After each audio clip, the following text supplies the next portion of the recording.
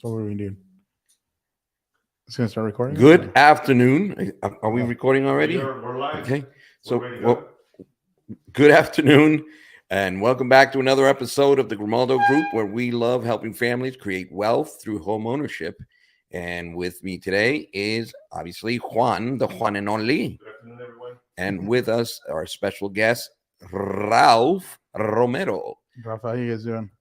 Hey, so we love partnering or coming together with like-minded individuals. He's an entrepreneur. He is a person that loves doing what he does. And Ralph, you're also known as Big Dog. Is that correct? Yes, sir. Hey. Yep, So- I am the big dog. That is So, where does that come from? Where'd you get that nickname? A lot of my partners, when I worked with the sheriff's department back in California, they would just call me Big Dog. Like, call me, get the big dog. Hey, what's up, big dog? Awesome. So yeah, let's go just first like- things first. Yep. I met you many years ago, Oh yeah, right? Yep. Through a real estate transaction, and we became friends. We went out shooting a couple of times. We Yeah. used to go back. yeah, we do. Yes. We've been talking about it, life, and being busy or whatever. But Yeah. Anyways, tell us more about yourself, Ralph. I mean, who's Ralph? Where's he from? What's your story? So my name is Rafael Romero, Ralph. Everybody calls me Big Dog or just Ralph. I'm originally from Long Beach, California. Born and raised there. Califas. Yeah.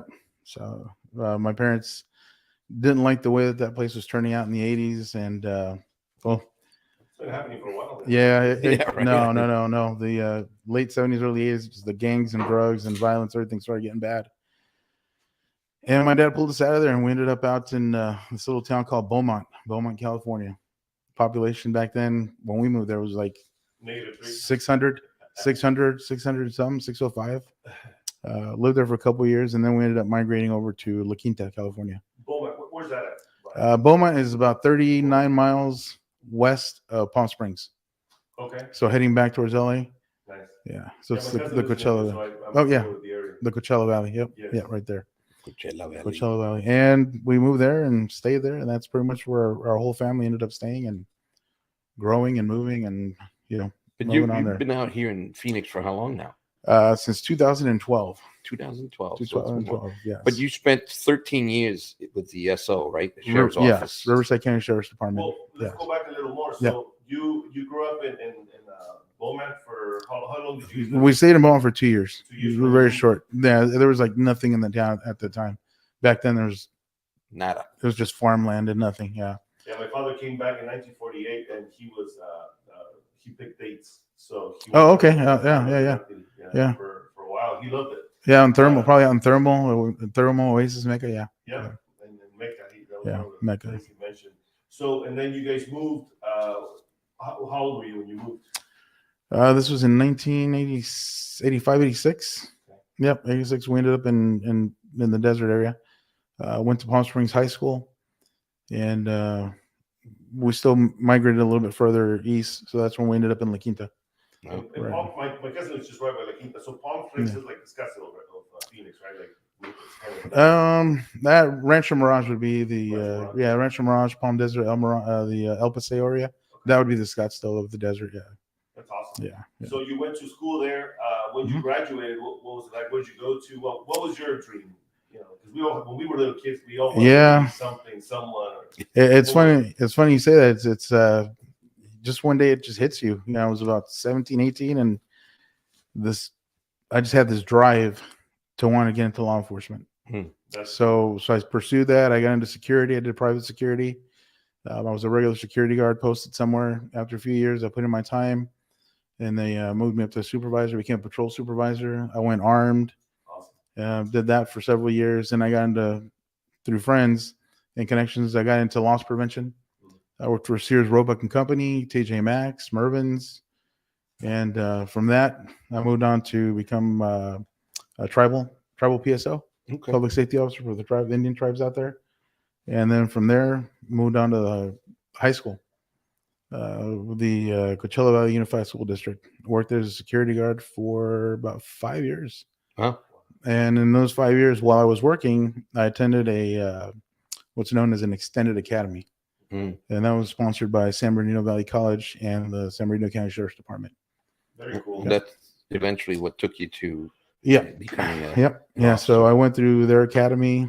I worked, full hours, full 40 hours a week. And after work, I'd drive all the way to San Bernardino from there and go to the academy 4 days out of the week. Wow. That's awesome. And and, honestly, I want to thank you for your service. You both are serve our country in different ways, and thank you. we really appreciate it. I don't say it just as a cliche, I mean it, Yeah, because thank you. most people don't realize how you guys have to see the ugliest of the ugly up there, right? So Yeah. you guys deal with a lot of crap, and Yep.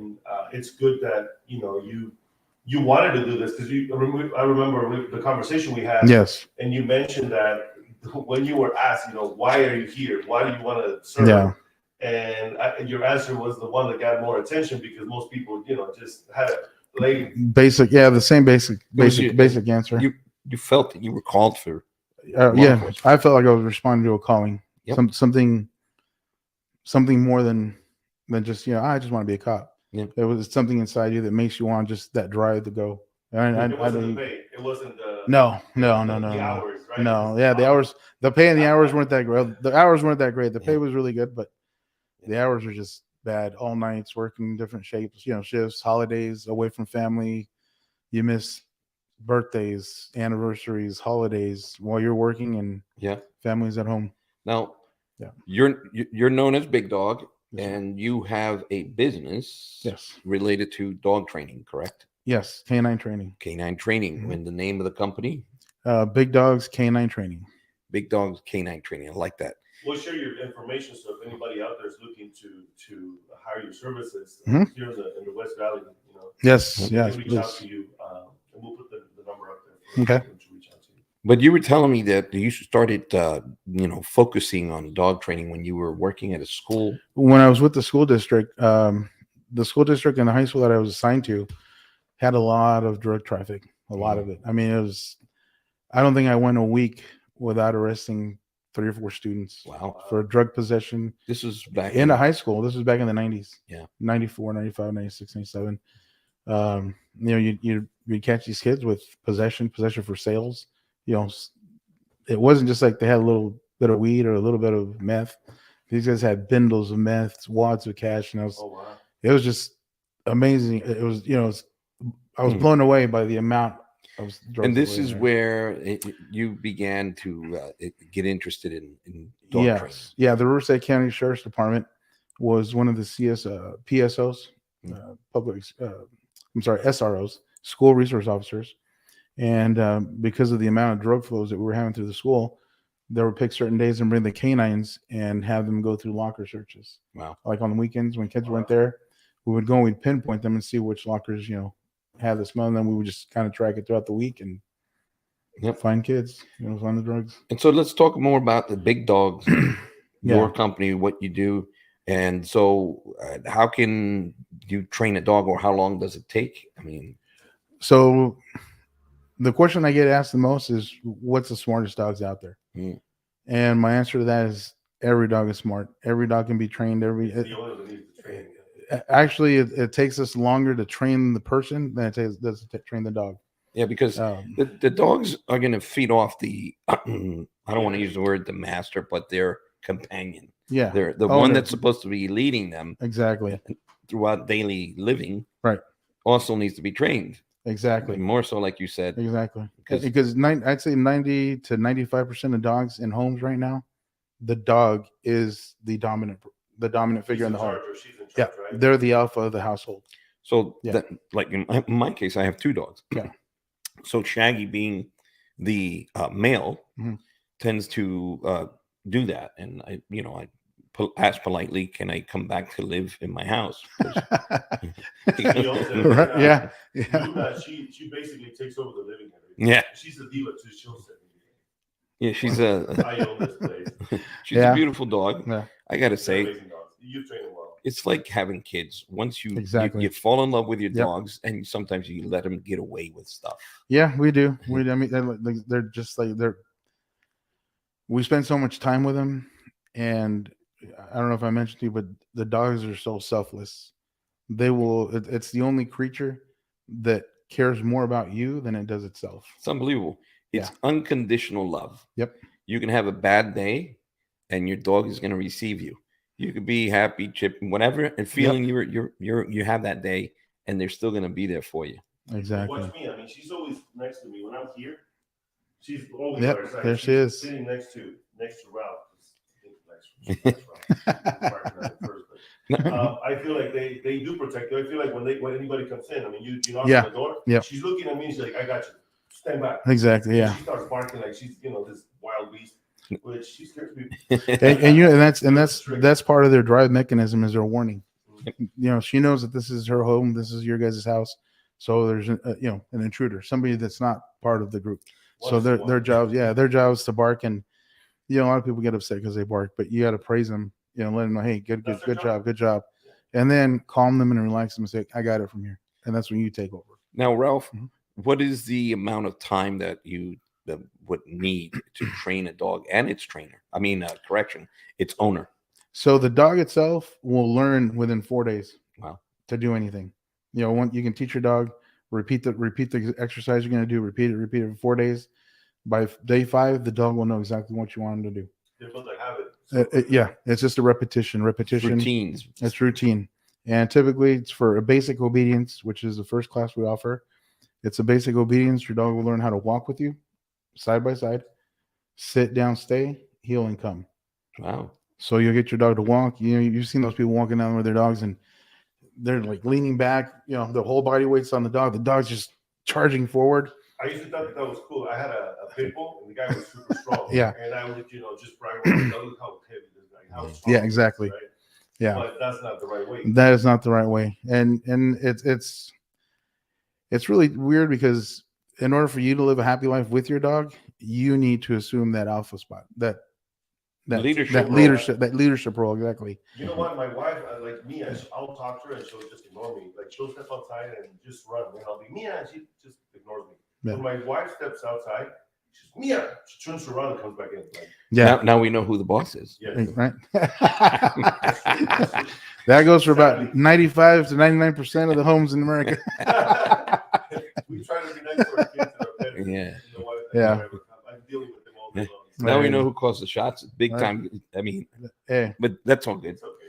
I'm not gonna put you guys on the spot. We're recording this, right? Oh, yeah. Yes, she runs the house. My wife, she's the boss. And Angel's like, he is the boss. Yeah. Yeah. Let's move on. Moving on.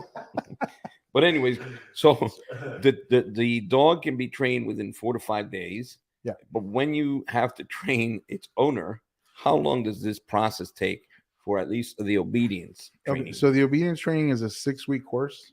We meet 1 day a week. We train for 1 hour, and we start off with your basic, just the walking in direction. Your dog needs to understand that it needs to follow you.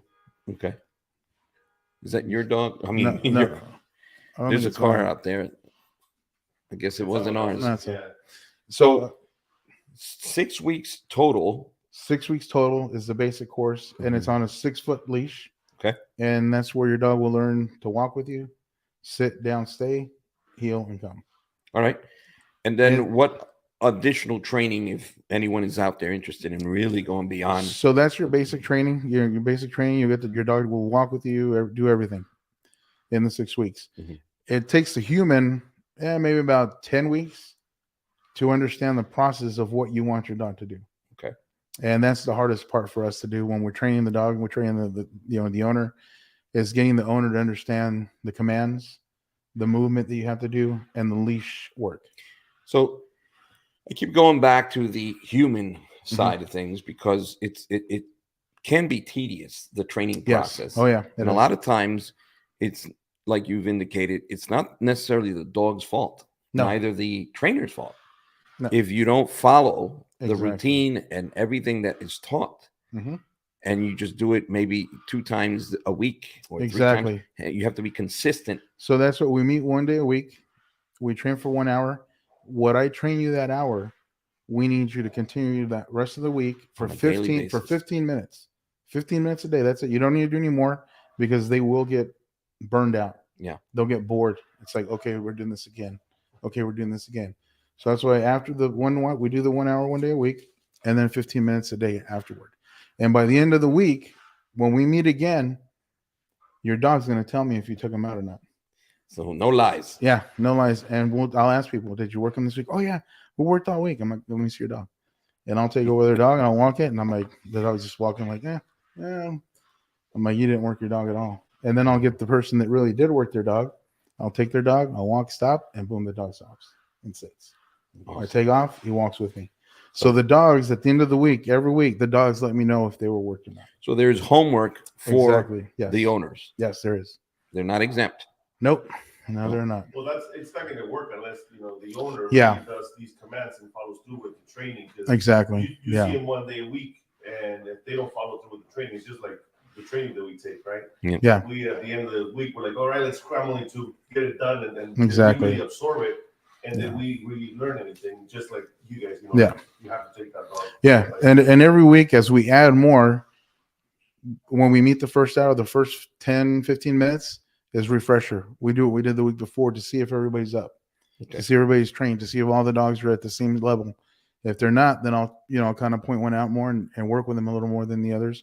Some dogs will advance more, like I said, and all because of the owner. If the owner spends that quality time with their dog and trains it, they're going to get the results. Now, you were mentioning before the correction collar, Yes. as you say, Mhm. because it's also known as a It's a choke. choke collar. Yeah.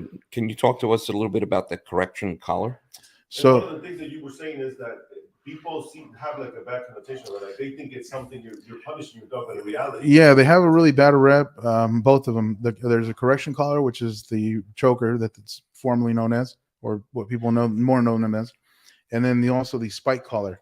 Both of those are just like a mechanic's tools. They're tools that you use for what you're going to do. The spike collar itself, a lot of people that has the most. You tell somebody I'm going to put a spike collar on your dog. Oh no, I don't want that on. It's so dangerous. They're not.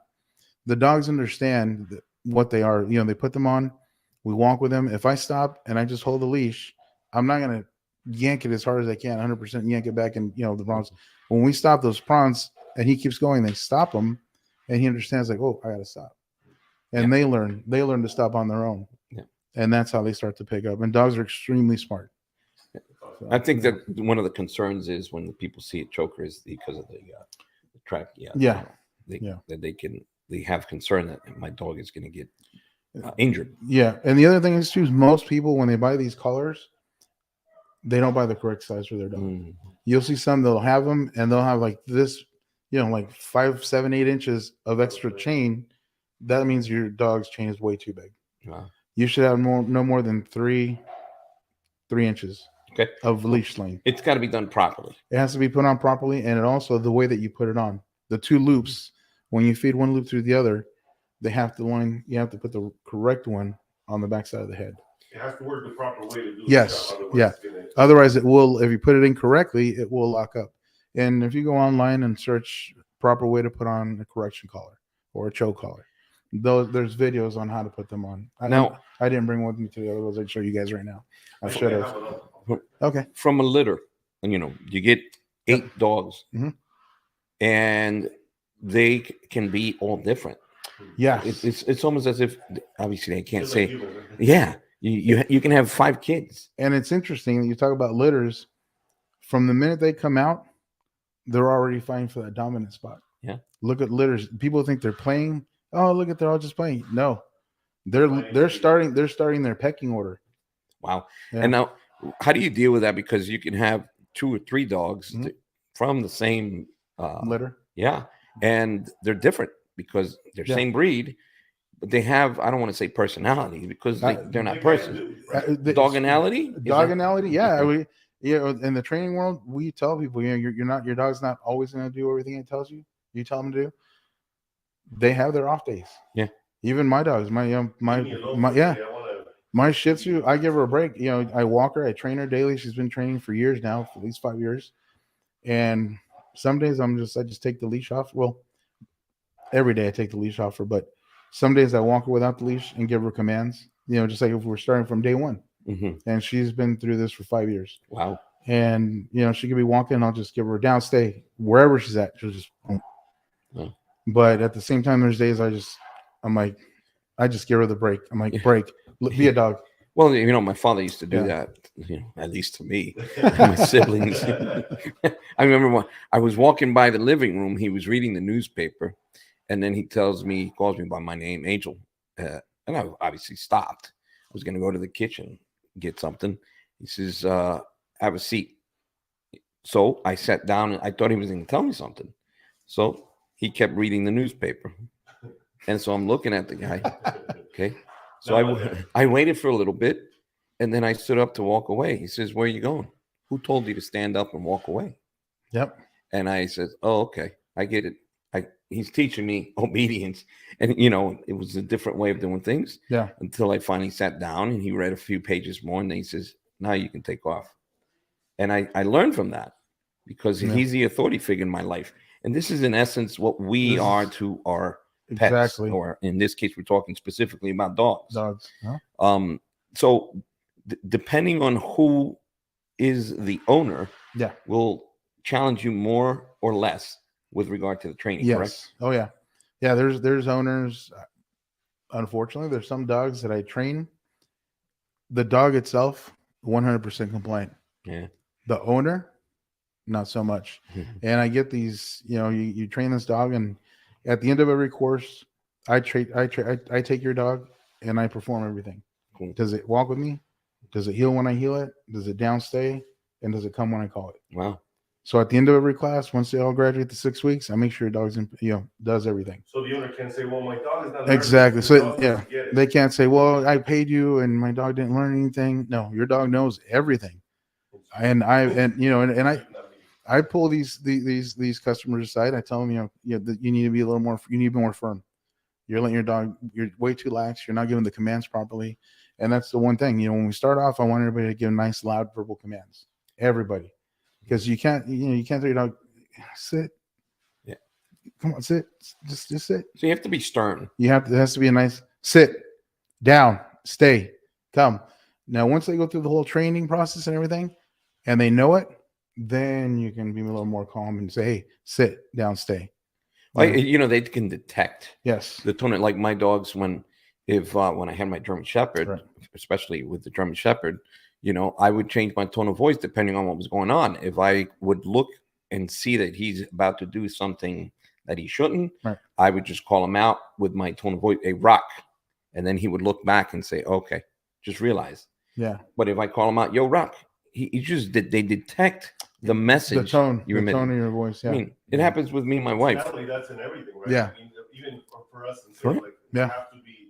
You talk to in different situations. You talk in different ways. Yes. So Yeah. tonality is huge. I have a question for you, and we were having this debate with my wife because I think I know it all, but I don't. And again, she wins. Right. I think she's right on this one. So when you are going to feed your dogs, and we were actually talking about this last night, is it better to have like schedules, routines when you feed them, or because I heard that leave the plate so they don't overeat. When they're hungry, they just overeat, or is it scheduled? What do you think? There's two thought processes on this. Some people like to free feed, which is just putting the food out there. That's how and let them eat whenever they want. My training has nothing to do with treats.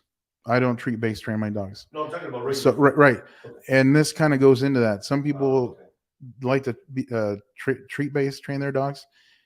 How are you going to treat-base it when it has food all day long? So there's a way of doing it. I don't care to do it that way. And that's when you hold all their food back, train it, and you're basically food depriving your dog to do it. My dogs eat twice a day. I walk them every morning.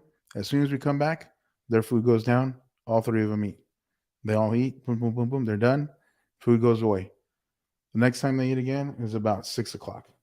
So there's a routine. Yeah. So my dogs are a routine. Yeah. And that's just, that's the way I like to feed my dogs. Again. So she's right. She's right. That's what she's Yeah. But if you want a free feed, there's nothing wrong with free feeding your dog. You Yeah, can. we give them the same food. And there was this food that they promoted a while ago, and it was because the food was, hard. And I like that too. So when you give them something different, I mean, they're excited about it. Yeah, just whenever you change, your dog's diet is very important. If your dog's on a certain food and you want to switch them up, you can't switch them up overnight. You have to slowly blend the food. So Yeah, if you have like half a bag of the food you want to give them, you're like, next time I want to buy this one. When you get to about a quarter of your last bag, buy the new one and then do like a 50-50 or a 60-40. Yep. And then slowly combine it until you get rid of yours. Yep. And then they slowly transition to the new. Because if food. not, They'll have diarrhea Yep. for days and days. And it's not good having a dog with diarrhea. No, yeah. I've seen that happen. Yeah, we've been pretty stable with their food, and we've changed every now and then, but it's rare. Like I like that food because what I heard is great, and then the other thing is the food is hard to keep. The one thing about meals and dogs' food, I'm doing a lot of research right now myself personally because I want to give them an all natural raw meat diet. That's when I was a little kid, I had that pit bull. I had a German Shepherd, and I went and did raw meat. And we used to go to the butcher, to the actual the butcher block and get from the heads from the chickens. They were so delicious, and they were super healthy and they were awesome. Yeah. The thing I'm looking at getting my dogs is beef liver and beef heart. Wow. And then just mincing that up, chopping it up, and mixing it with a little bit of their kibble. Nice. Yeah. Well, here we are talking about dogs, but do you, by chance, contemplate the idea of training maybe some other type of pets or no? No. So this guy he's great, right? And no. He's got all kinds of animals, but yeah, it's so cool that we have this. We have Ralph next to us, and we can pick his brain when it comes to dog training. And also, we're gonna actually take our dog with you to. Okay. The little Bernie Doodle. Yeah. So, because we want them to build good habits. It's Tokyo training time. Yeah. It was actually going to be Juan training time. Juan time? That's Only one time? No. That's right. Well, he's the fun. So we offer the 6-week basic training course. And then once you complete that, if you want to move to the advanced off leash, typically it's supposed to be 6 week, but I like to do 8 because a lot of dogs don't pick up, and not so much the dog, it's the owner that I need to work with. And we do the first 4 week. We'll be on a 15-foot leash. You tell the owner the dog doesn't get it. Yeah, but it's actually you. So we basically repeat what we did in the 6-foot leash training, the basic training, but now we're working with a 15-foot leash. Wow! And now you're starting to give commands from a further distance. Wow! And your dog starts to learn those. Well, I mean, when you have these large breed dogs such as German Shepherds, and it's quite a responsibility because, especially living in close proximity to neighbors. Yeah. And you're out and about with your dog, or what if your dog gets out? Yeah. Exactly. I mean, one of the dogs bit my daughters when we first moved here. Oh, wow, really? Yeah. And it wasn't cool, No. Yeah. So for me, it's like, it's important that it doesn't happen to us. We don't have that accident with anybody. I mean, both of you. Yeah. Everybody just kiss everybody. But in the case that, a dog isn't. It is very important to research for all the people that have dogs or want to buy a dog or considering getting one. Research the breed of dog you're going to get. Make sure you know their background. Make sure you know the history of these dogs, because a lot of people, they buy these big dogs because they're beautiful. You want to buy a Doberman Pinscher, a Rottweiler, a Belgian Malinois. They're the crave right now. Golden Doodles, because everybody loves them. They're so fluffy and curly. But what they don't realize is these are all high energy dogs. They need an extreme amount of work. They need to be ran. They need to be jogged. They need to be. I have a Golden Doodle now. You guys, I just acquired one. I was supposed to train it for. I was supposed to train it for somebody, and then they didn't want it, and they didn't want me to take it back. They're great dogs. It's just, you just have to spend the time. Yeah, they're like just like your kid, right? You exactly. Take the time to spend with them and take them off. Teach them. Go spend that energy. Exactly. Otherwise, they're going to try to spend with you. This guy, and that's what we did. Like it was not a good fit for us because we're hardly ever home. And to take the guy grew so quickly that my wife was even afraid of the dog. And I'm like, you know what? That's not healthy for the dog nor for us. And we gave it to a family. Actually, one of my daughter's friends bought the brother, and we say, you know what? Would you like to take him? And they actually got another one. Wow. A bunch of golden. Oh wow. But they take the time. They sleep with the dog. I mean, it's just they really, really care for them, and so they do appreciate and take time to train them. Yeah, and you will bond with your dog. I mean, a lot of people say, "Oh, me and my dog have an amazing bond," but when you go through a training course and you do that reversal of okay, I need to follow them, not the dog do whatever he wants. Right. They get so attached and bond to you because now they're responding to you. Wow. If you tell the dog to downstay, he knows he's going to stay there for as long as you want him to because you're going to come back. You're going to be there All for him. dogs can be trained, correct? All dogs can be trained. He hesitated for a little bit. Some breeds I really won't try to touch. Which breeds are those? Chihuahua's number one. Really? They just have little man syndrome, and I don't care. We had a couple of Chihuahuas already. And Yeah. for us, they were great dogs. Again, I don't know if it was because they were small. Yeah. But we had a good time with them. But they're mean. Yeah. Well, maybe because they only speak Spanish. See? Ah, Oh, yeah. A lo mejor para la próxima con Chihuahua. But yeah, no, they just I've had a couple clients come through with them, and they Very by challenging. week 2 they just stop. It's just they're just too nippy, very nippy, and just it's too much up and down. They're like a Chile Pekin, right? Like Yeah. they're small, but they're freaking Yeah, fire. it's fire. Yeah, I just don't care to train them. Cool. The other dog is the Pomeranians. Pomeranians are just they like same way, very nippy. They when you have to be hands on when you teach them how to downstay and all that stuff. And most of the time, those dogs when you start teaching them, they're very bitey. Even their owners, Wow. they've had people have had these dogs for years, and they come over and they try and train them, and it's like, yeah, no, we're gonna have to leave because it keeps biting us. Wow. Well, But yeah. again, here we are with Ralph, Mhm. Big Dog, Romero, and the company again, the name of the company Big Dogs Canine Training. here in Phoenix, Arizona. Yep. And you're accepting new Yes, students? yes, we take clients. Try to start at one. Right now, I'm finishing up a 6-week course. I'll be finishing up next week, and probably take a We're week. coming right at the perfect time right now. Yeah, I'm going to be starting another class 1 week later. Wow. I'm getting ready to go. Well, we appreciate the fact that you've taken the time to be Mhm. with us, and anyone out Thank there you, that's guys. looking to either purchase a dog, already have a dog, and you would like for it to be trained properly. You have Big Dog right here. Reach out to Big Mhm. Dog, Ralph Romero, and get enrolled in training. Yes. Thank you so much. Appreciate You're welcome. guys. Thank you, guys. Have a good one. God bless. Bye.